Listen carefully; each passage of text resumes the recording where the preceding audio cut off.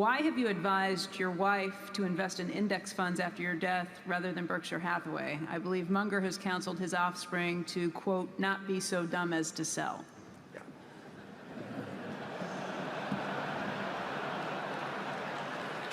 She won't be selling any Berkshire to buy the index funds. All of my Berkshire, every single share, will go to philanthropy. So I don't even regard myself as owning Berkshire. Basically, it's committed. And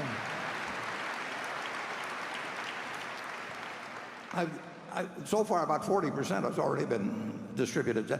So the question is, somebody who is not an investment professional will be, I hope, reasonably elderly by the time that the estate gets settled.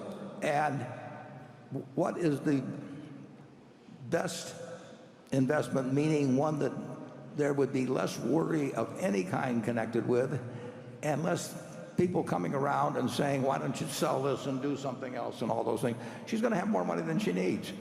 And the big thing then you want is money not to be a problem.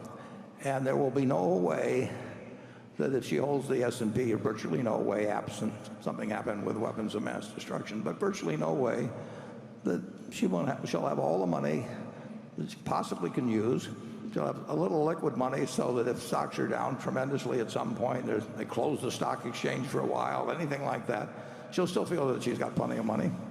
And the object is not to maximize. It doesn't make any difference whether the amount she gets doubles or triples or anything of the sort. The important thing is that she never worries about money the rest of her life.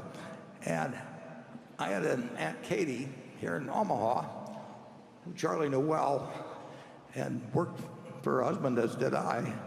And she worked very hard all her life and had lived in a house she paid, I don't know, $8,000 for, 45th and Hickory, all her life.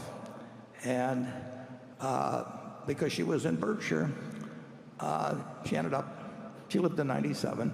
She ended up with, a few $100 million. And she would write me a letter every 4 or 5 months, and she'd said, "Dear Warren, I hate to bother you, but am I going to run out of money?" And and I would write her back, and I'd say, "Dear Katie, it's a good question, because if you live 986 years, you're going to run out of money."